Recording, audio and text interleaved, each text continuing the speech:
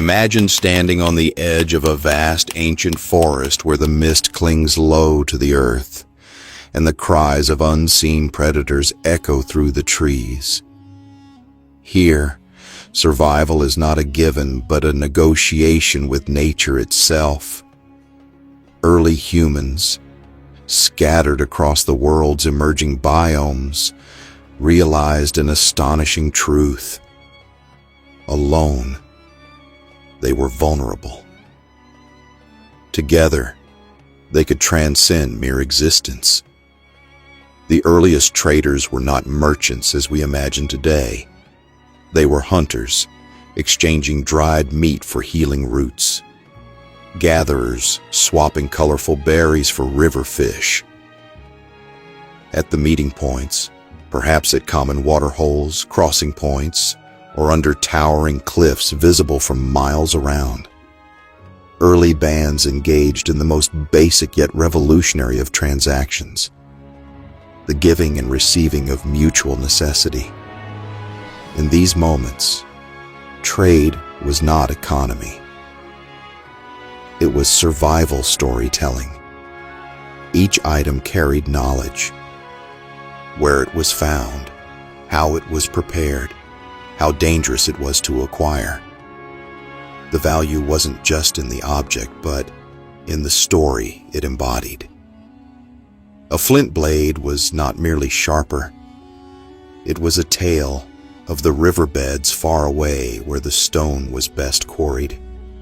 A dried fruit was not merely sweet. It was a whisper of a lush oasis hidden beyond the dry steppes. Each exchange was an invisible handshake, an affirmation of trust among strangers in a hostile world. Without written language, without coins, without treaties, trust was the first currency. Barter's first breath. Trust, debt, and sacred obligation. As barter evolved, so too did the invisible threads that bound communities together. Not all trades were immediate. Sometimes a promise would linger. I will give you meat today. In the dry season, you will share your water with me. This was not yet credit. It was sacred reciprocity, bound by honor, fear, and memory. Imagine a trader remembered across seasons not for his wealth, but for his reliability. In a world where the wrong misstep could mean death, a good reputation was more valuable than any possession. Failure to repay a favor could mean exile or worse, branding as an outcast, a fate more feared than the predator's jaws. Thus, early debt and trade were spiritual as much as material. Across cultures, tokens began to symbolize agreements. Knotted cords, beads threaded with meaning, pigment markings on cave walls. These were contracts written not in ink, but in memory and symbol. The seeds of economics and ethics were sewn together.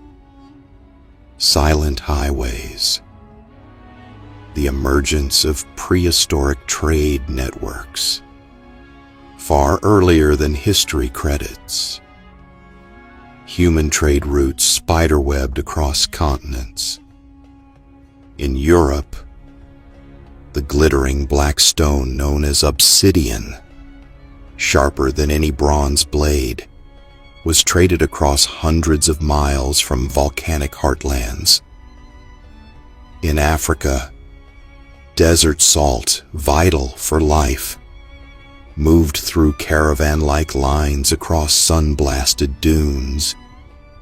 In what is now Siberia, amber, a jewel formed from ancient trees, traveled down rivers to warm the necks of leaders never knowing its ancient forest origins.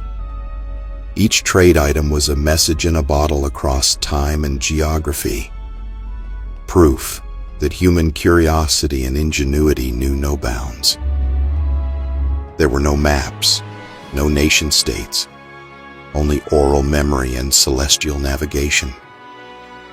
The stars were the first signposts.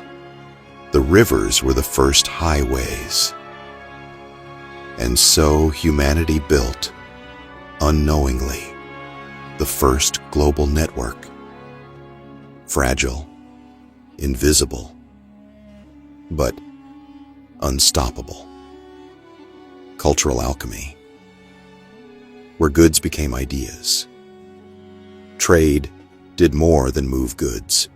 It moved worldviews. Techniques for pottery firing crossed mountains, evolving from hand-molded bowls to beautifully glazed ceramics.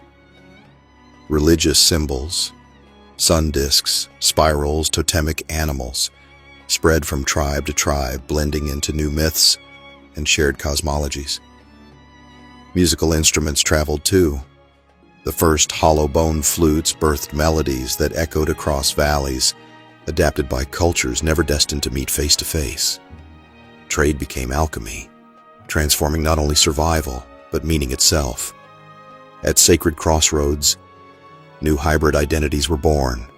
A Neolithic settlement might use northern stones, Western techniques, and southern pigments, all in a single ceremonial mask worn to honor gods now unknown to history. In this fusion, the earliest seeds of civilization took root. Birth of proto-markets, the human bazaar. At certain places where rivers crossed or paths intersected, markets emerged, unplanned, alive, buzzing with potential. Imagine a low hill where twice a year, hundreds of clans gather. The scents of smoked meat, rare flowers, and mineral oils fill the air. Strange foods are sampled, animal skins draped over shoulders.